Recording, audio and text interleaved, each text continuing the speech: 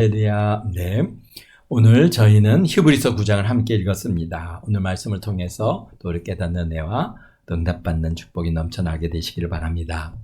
히브리서 9장은 우리가 함께 읽으면서 아시겠지만은 복음의 핵심을 가장 명확하게 설명해 주고 계신 그러한 성경이 히브리서 9장입니다.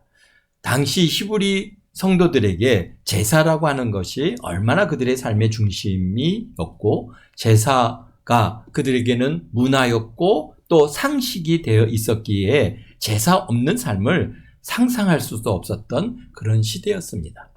이미 유대 사회에 1000년 가까이 모세 선지자를 통해서 주신 율법을 쫓아서 제사를 드리면서 그렇게 살아왔습니다. 그것이 여호와 하나님을 참으로 섬기는 일이라 생각했고 자신들의 죄와 허물의 사함을 받는 유일한 길이라고 그렇게 생각했고 또 그렇게 믿었고 그렇게 행해 왔습니다. 특별히 제사장, 특히 대제사장이 7월 10일에 속죄일에 지성소에 들어가서 자신들의 죄를 위해서 희생제물의 피를 뿌림으로 이스라엘의 죄를 속하는, 그래서 죄 용서를 받는 날로 온 이스라엘이 정말 축제를 열어 축하하고 감사하는 그런 절기가 되었습니다. 그렇게 살아왔던 히브리 유대인들이 예수님을 구주로 믿고 그리스도인이 된 후에 율법과 제사를 따르지 않고 이제 예수님의 가르침을 따라 사는 삶이 유대 사회에서 쉽게 용납이 되지 않는 것이죠. 용납이 되지 않았어요. 그래서 당시에 또 그리고 그리스도인들이 급격하게 이제 그 수가 늘어나는 그러한 시기였기 때문에 정말 그리스도인들을 향한 박해와 핍박과 또 이제는 그 핍박이 넘어서 회유함으로 믿음의 회유함을 핍박과 그다음에 회유함이 이 이스라엘 그리스도인들에게, 유대 그리스도인들에게 계속해서 발생했습니다. 그래서 믿음이 연약하고 복음에 대한 이해가 부족한 그런 성경적인 확신이 없는 초보 신자들이 복음을 버리고 다시 유대교인 정통으로 돌아가는 일들이 많이 발생했습니다. 오늘 히브리서를 통해서 유대인들이 제사의 본질을 분명하게 드러내어 보여주시고 우리가 믿는 예수 그리스도의 십자가의 죽으심이 얼마나 위대한 일이며 참된 신앙인가를 갖다가 설명해 주심으로써 유대교와 그리스도인의 신앙 사이에서, 그리스도의 신앙 사이에서 고민하는 그런 유대인 크리스찬들, 특히 초보 신자들의 확신을 심어주고 계신 것이 바로 오늘 히브리서 전체 내용이고 그 중에 9장은 그거 아주 핵심적인 내용, 바로 예수님, 그분이 왜 죽으셔야 됐는가라고 하는 것을 이렇게 설명해 또 그것을 증거해 주고 계십니다. 그래서 출애굽하여 시내산에서 모세 선지자를 통하여서 주신 첫 언약, 곧 옛 언약에 대하여 설명하시면서 그 다음에 복음의 핵심인 예수 그리스도께서 왜 죽음이 그리스도께서의 죽음이 반드시 필요한가, 그 이유를 갖다가 성막과 제사 제도를 통해서 해석해 주고 계신 것이 오늘 9장의 말씀입니다. 많은 유대인들이 예수님에 대해서 비판을 하는 것 중에 하나가 무엇입니까? 바로 예수님께서 십자가에 못 박혀 피 흘려 죽어 가실 때 십자가 밑에서 관원들과 유대인들이 한 말이 무엇입니까? 만일 하나님의 택하신 자 그리스도이시면은 자신을 구원해봐라. 내가 만일 유대인의 왕이면 너를 구원해봐라. 또 너가 하나님의 아들이시면 그 십자가에서 내려오라. 그럼 우리가 믿겠다라고 그렇게 아주 계속해서 희롱하고 거기에서 그들에게 예수님을 향해서 그렇게 아주 정말 희롱하는 말들을 우리가 들었습니다. 이것이 이렇게 비난한 것 같이 예수님이 하나님의 아들이면 왜 십자가에서 그렇게 힘없이 죽었느냐? 정말 메시아가 맞느냐라고 하는 이러한 이게 뭐라 할까요? 뭐 비난이라고 할까요? 아니면 그들에게 그런 의문점들을 계속 제시하는. 물론 예수님께서 죽으시고 장사되었다가 부활하시고 살아나셔서 부활하시고 승천하신 그 자리에 있었던 예수님의 제자들은 의심의 여지 없이 확실히 신앙을 지켰고 순교의 길로 갔지만 예수님을 직접 경험하지 못한 대부분의 히브리 교인들은 이런 질문에 또 이런 비난에 답을 하지 못하는 겁니다. 왜 사람들이 와서 아니 메시아요? 메시아면 왜 십자가에서 죽어야 되는데 아니 메시아 하나님의 아들이라고? 그 하나님의 아들이면은 왜 그렇게 힘없이 십자가에서 죽느냐? 얼마든지 십자가에서 내려오기만 하면 우리가 믿는다고 하지 않았냐? 그런데 그냥 힘없이 십자가에서 죽었다. 어떻게 그런 사람이 하나님의 아들이고 메시아일 수 있느냐? 성경에 어디 봐라. 그런 메시아가 어디 있느냐? 메시아는 능력으로 오고, 이 이스라엘이 이 로마의 압제에서 우리를 구원하시고, 참으로 막 천군 천사로 막 저들을 멸할 수 있는 그런 분이 메시아지, 저렇게 힘없이 십자가에서 그냥 그렇게 죽어간 그 사람이 우리에게 어떻게 그리스도의 메시아이냐라고 하는 그런 질문을 갖다가 받게 될 때, 물론 예수님이 십자가에서 죽으심과 그리고 장사되시고 부활하신 그 현장에 있었던 예수님의 제자들은 그분이 살아나셨다. 그리고 우리의 부활의 주가 되셨다. 아주 명확하게 그들에게, 그리고 그분은 승천하셔서 다시 오실 것이다 라고 하신 말씀을 갖다가 명확하게 그렇게 얘기하고 또 그렇게 증거하겠지만은, 그러나 이제 나중에 이제 전도를 받고 그런 현장에 경험이 없었던 그런 사람들은 답을 못하는 겁니다. 그래서 계속 멸시하는 말을 갖다가 막 사람들이 희롱하는 말을 들을 때 그것에 대해서 아니다라고 막 강하게 얘기를 하지 못하다 보니까 나중에는 어떻게 됩니까? 그들에게 그들의 논리에 자기도 모르는 사이에 거기에 이제 끌려 들어가게 되는 문제들이에요. 오늘날에도 이방 성도들이 우리들에게 어떤 도전이 있습니까? 우리들은 좀 다르죠. 우리들이 당하는 이게 도전 중에 하나는 뭐니까? 이제 우리가 하나님을 믿는다는 것에 대해서 그들이 우리를 부정하려 들지는 않습니다. 하나님. 근데 하나님을 믿는데 꼭 그렇게까지 광신자 같이 믿어야 되느냐? 적당히 믿으면 되지 않느냐? 이제 이렇게 우리가 이제 우리에게 도전을 해오죠. 적당히 믿으면 안 되느냐? 그렇습니다. 그럴 때 우리가 참 정말 명확하게 그것에 대해서 아니다. 참으로 이것은 우리 신앙생활은 이게 광신자적인 신앙이 아니라 우리가 마땅히 믿어야 할 바를 믿는 것이다 라고 우리가 그렇게 얘기해 줘야 되는데, 그것을 갖다가 그런 은혜의 경험이 있으면 명확하게 그것을 갖다 증거하지만 그러지 못하면 그런가? 내가 너무 좀 광적으로 믿나? 꼭 이렇게까지 안 믿어도 되는 건가? 막 이런 혼란들이 갖고 올 수 있습니다. 그러니까 사단은 그 상황과 형편과 처지에 따라서 사람들을 갖다 미혹하고 공격하는 방식이 완전히 다릅니다. 그래서 우리는 어떻습니까? 우리는 천지를 지으신 하나님을 믿고 예수 그리스도를 믿어 구원받는 것이 선택사항이 아니라 내가 뭐 믿어도 되고 안 믿어도 되고 그런 것이 아니잖아요. 누구나 예수님을 믿고 구원받아야 할 필수 상황임을 알기에 예수님을 믿고 예수님께서 우리에게 주신 말씀에 따라서 살아가는 것뿐인데, 세상 사람들은 우리의 그런 믿음을 인정하려 들지 않는 것이죠. 그러니까 마치 우리가 광신자적으로 믿는다라고 그렇게 우리를 갖다가 몰아붙이는 것이죠. 그런데 우리가 당연히 주일날엔 예배 드리러 와서 예배 드리고, 우리가 뭐 그렇다고 해서 뭐 정말 세상 이 사회생활을 갖다가 안 하고 그냥 매일 산으로 다니고 들로 다니고 그런 거 아니잖아요. 우리가 가정생활은 가정생활대로, 사회생활은 사회생활대로 참 우리가 잘 이루어가면서, 그러나 그 하나님, 우리 예수님을 믿고 우리가 하나님을 잘 섬겨가는 신앙생활을 우리가 하는데, 그럼에도 불구하고 사람들은 우리를 갖다가 공격해오는 것이죠.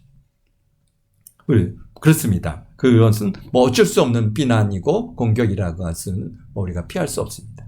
만약에 그런 핍박이나 그런 또 우리가 비난이 없다 그러면은 내가 너무 타협하는 신앙생활을 하고 있는 것은 아닌가? 우리 자신을 갖다가 또 돌아볼 필요가 있는 것이죠. 그렇습니다. 세상 사람들은 그런 우리를 향하여 비난을 하고 그렇게 믿지 말라고 요구합니다. 그런데 오늘 히브리서 27장에 히브리서 9장 27절에 명확하게 말씀을 하고 계시지 않습니까? 뭐라고 합니까? 우리 한번 같이 읽어볼까요?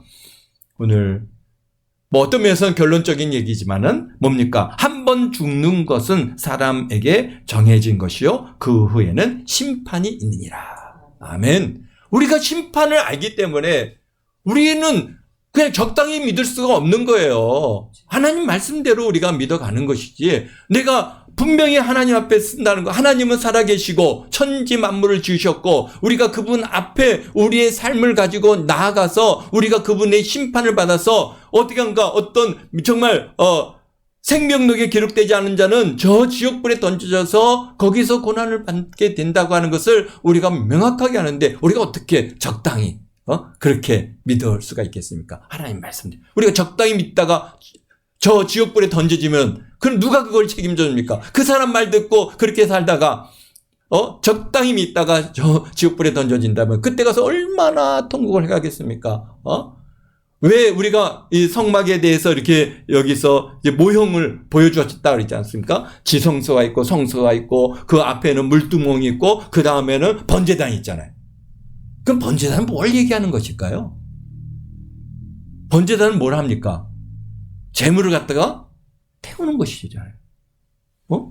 뭘 얘기하시는 것 같아요? 거기에 뭘 모형으로 보여주신 거예요? 그렇죠. 지옥불을 보여주신 거죠. 그 우리 육체가 거기에 불로 태워지는 거예요.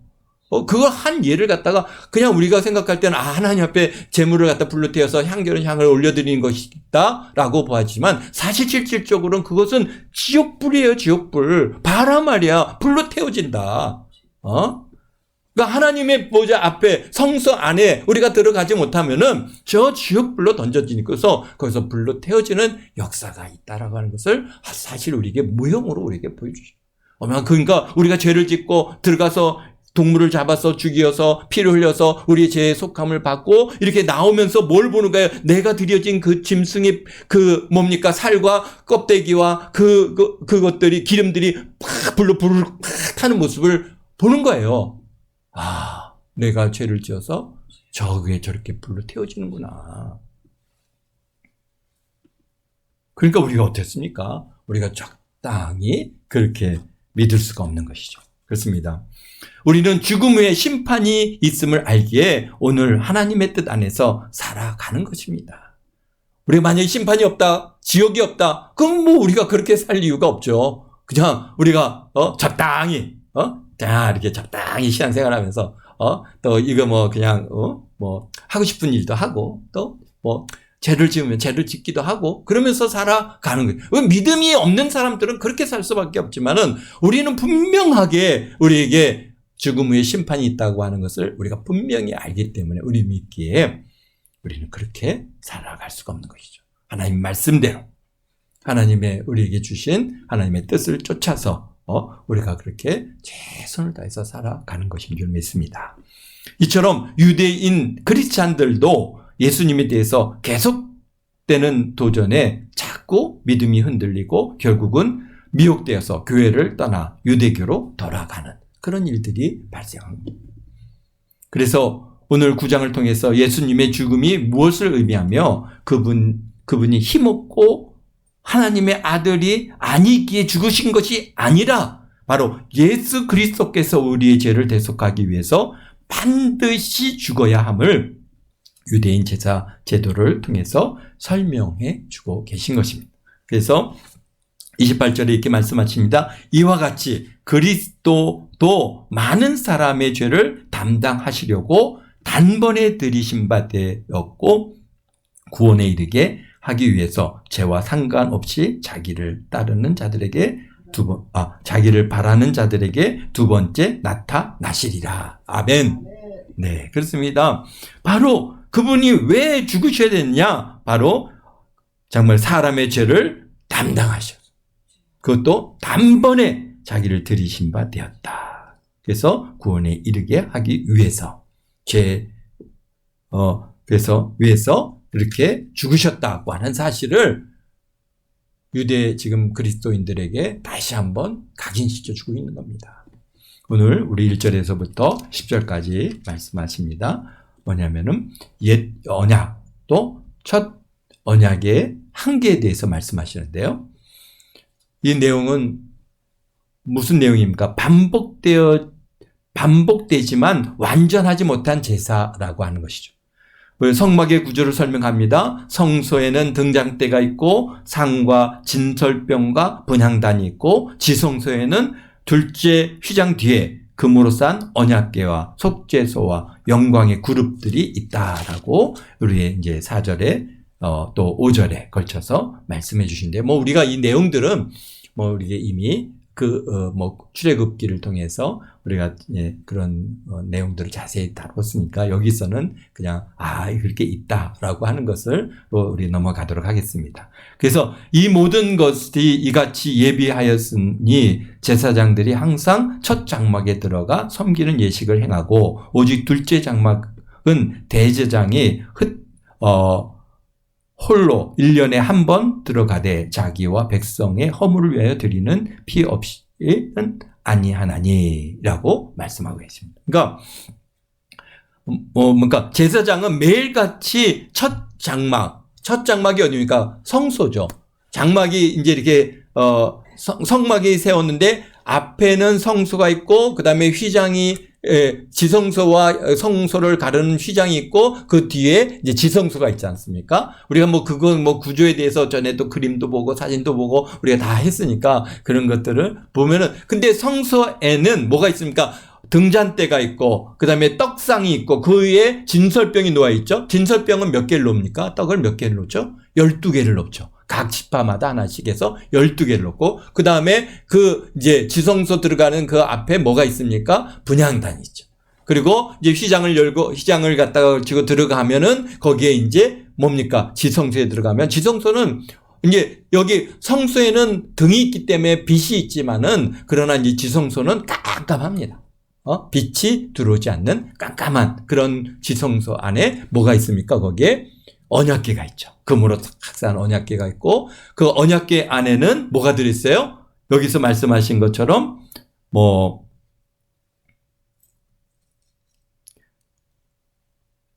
만나를 담은 금 항아리, 아론의 쌍난 지팡이, 그 다음에 언약의 돌판들이 있다. 이렇게 해서 거기에 십계명을 기록한 그다음에 돌판을 2개 기록해 주셨잖아요. 돌판 2개. 그래서 여기 복수형을 씁니다. 돌판들이라고. 돌판이 있고 그다음에 금 항아리가 있습니다. 만나를 이제 그들이 이제 어떻습니까? 출애굽을 해서 40년 동안 먹었던 만나를 그 금 항아리에 담아서 하나님께서 우리를 이렇게 먹여 주셨다라고 하는 그러한 이제 만나를 담은 금 항아리가 있고, 그다음에 아론의 쌍난 지팡이가 있습니다. 그 위에는 뭐가 있어요? 금판으로 만든 속죄소가 있습니다. 속죄소가 이제 언약궤를 딱 덮고 있죠. 그 덮은 언약의 속죄소 위에 이제 두 그룹이 딱 이렇게 날개를 갖다가 서로 마주 대하면서 이제 속죄소를 내려다보는 그런 모습으로 이제 이제 천사 그룹이 딱 그래서 만들어서 그 아래를 내려보고 있습니다. 그래서 그곳에는 아무나 들어갈 수 없습니다. 또 언제나 들어갈 수 있는 것도 아니고 1년에 한 번 속죄일, 언제라고? 7월 10일 날. 또 제사장이 아무 제사장이 들어가는 게 아니라 대제사장만. 그것도 다리에 끈을 묶고 그다음에 옷 맨 밑에 술에는 방울을 달고, 그리고 그 안으로 들어가서 그냥 들어가냐? 아니죠. 뭐를 가고요? 희생제물, 여기에 염소, 황소와 여기 보니까 염소와 송아지 피를 가지고 거기에 이제 들어가서 이제 피를 뿌려서 이스라엘 백성들의 죄를 속하는 일을 행합니다.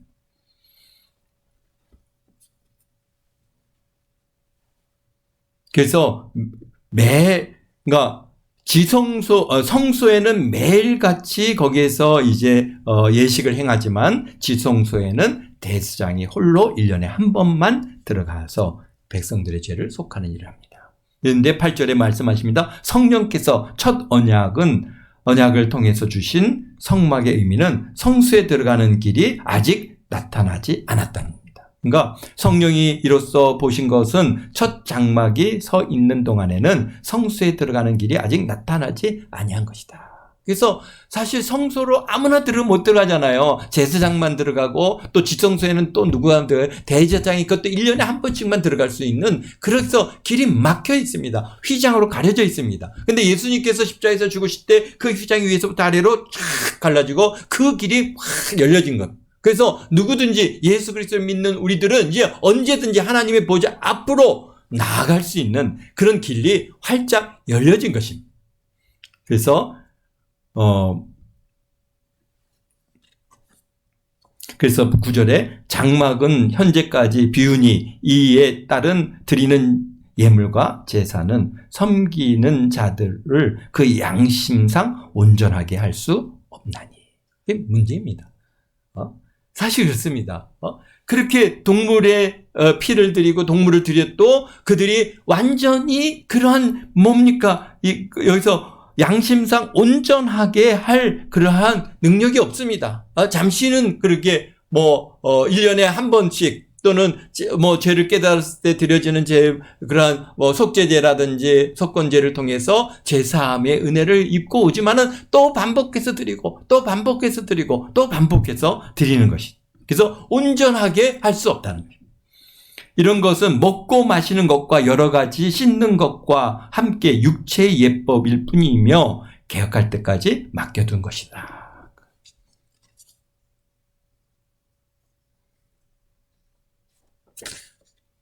네.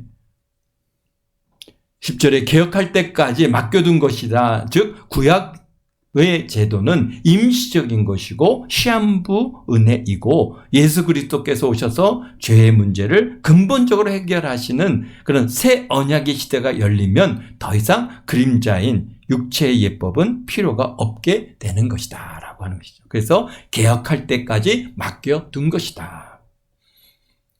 지금 우리에게는 새 언약의 시대가 열렸고 첫 언약은 그림자이기에 필요 없는 것인데 왜 실체를 바라보지 못하고 자꾸 그림자를 붙들려고 과거로 돌아가느냐? 바로 그런 뜻을 지금 담고 있는 것입니다. 그래서 11절에서부터 12절에 이렇게 말씀하십니다. 이제 그리스도께서는 장래 좋은 일의 대제사장으로 오사 손으로 짓지 아니하고 곧 이 창조에 속하지 아니한 더 크고 온전한 장막으로 말미암아. 그러니까 예수 그리스도께서는 사람의 손으로 지은 것이 아니라 더 이 창조에 속하지 아니한 더 크고 온전한 장막으로 말미암아 염소와 송아지의 피로 하지 아니하고 오직 자기의 피로 영원한 속죄를 이루사 어떻게 했다고? 단번에 성수에 들어가셨느니라. 그래서 계속해서 히브리서는 예수님께서 단번에 이루셨고 단번에 자기를 들이셨고 그런 단번에 모든 것들을 그분이 한 번 그렇게 십자가에서 죽으심으로써 온전히 이루셨다라고 하는 사실을 갖다가 자꾸 말씀하십니다. 그래서 이 세상은 반복해서 제사를 띠내고 또 드리고 또 드리고 또 드리고 하지. 왜? 그것은 그림자고 그것은 정말 참된 것이 아니기 때문에 그것으로 온전하게 우리를 갖다가 어떻게 합니까? 온전하게 양심상 온전하게 할 수 없기 때문에 반복해서 드린다는 겁니다. 그래서 여기에 13절에 보면 염소와 황소의 피와 및 암송아지의 죄를 부정한 자에게 뿌려 그 육체를 정결하게 하여 거룩하게 하거든.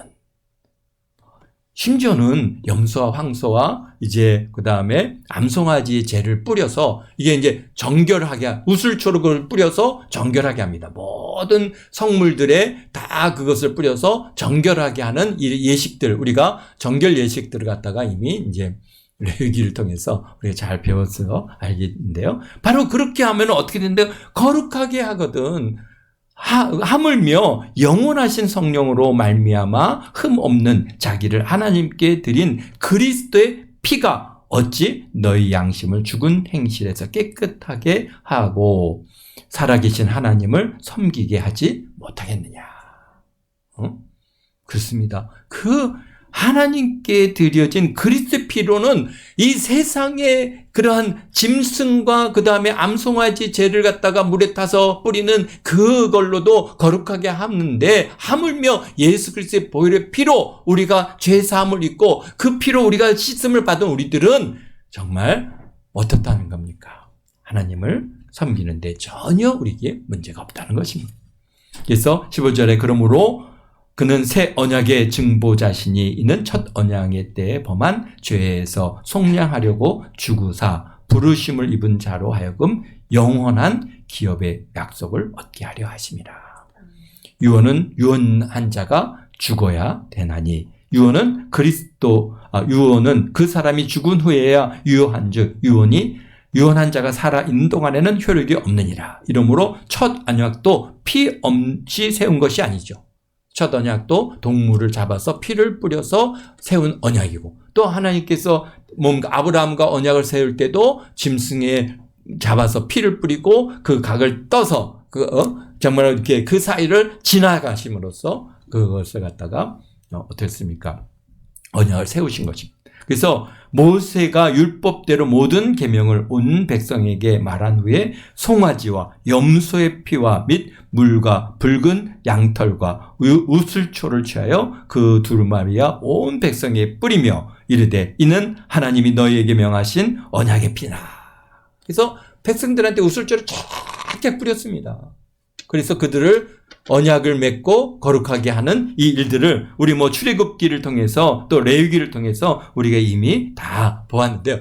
그것을 우리가 읽을 때는 이게 무슨 의미인지 명확하게 우리가 잘 몰랐는데, 그것이 바로 이렇게 우리를 성결케 하는 일인데, 그것은 뭐라고요? 모형이다는 겁니다. 그것은 바로 이제 예수님께서 오셔서 그 예수님의 피를 십자가에서 피 흘려 죽으셔서 그 피를 우리에게 뿌리심으로써 우리가 죄 사함의 은혜를 입고 우리가 성결하게 되는 이 일이라고 하는 사실을 이 유대인 사회, 이 유대 크리스찬들에게 바로 너희들도 짐승을 잡아서 제사를 지내서 이렇게 거룩하게 되고 그것을 갖다가 좀 이렇게 제사함을 받는다고 하는 것은 그것은 모형이다. 너희들 그것으로 온전하게 됐느냐? 안 됐지 않았느냐? 그런데 하나님의 아들께서 우리의 죄의 문제를 해결하기 위해서는 그분께서 십자가에서 죽으셔야 됐다. 그러니까 너희들을 갖다가 향해서 왜 그리스도가, 왜 메시아가 그렇게 십자가에서 맥없이 죽어갔느냐라고 그렇게 얘기하는 그들을 향해서 그렇게 하지 않으면은 우리에게 구원이 없다. 우리의 죄의 문제를 해결하시기 위해서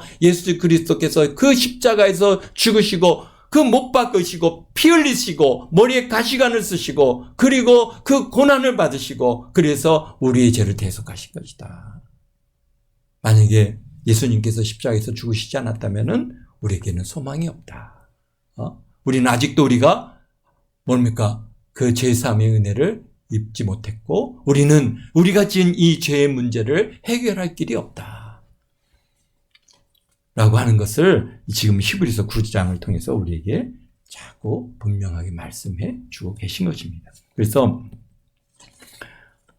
그러니까 우리가 사실은 이제 구약의 그 제사의 법을 쫓아서 살아오지 않았기 때문에 이게 참 그런 의미와 그런 깊이 있는 그런 그 심장 격벽이 그렇구나 이렇게 느껴지지가 않는데요.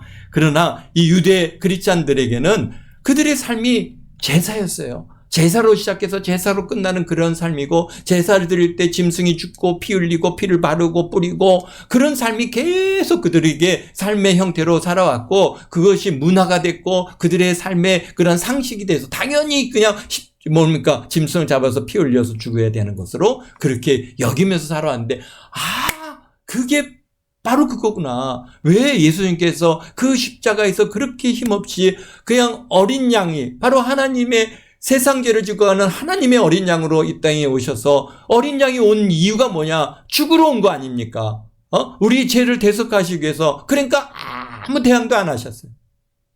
그냥 맞때리면 맞으시고, 그 다음에 못 박으면 못 박히시고, 창에 찌르면 창에 찔리시고, 그냥 피를 다 쏟으시고, 피와 물을 쏟으시고, 거기 십자가에서 죽으신 이 일들이 바로 우리가 그렇게 지금 해왔던 일들을 바로 그것을 우리에게 모형으로 보여주셨는데 그게 바로 그 의미였구나.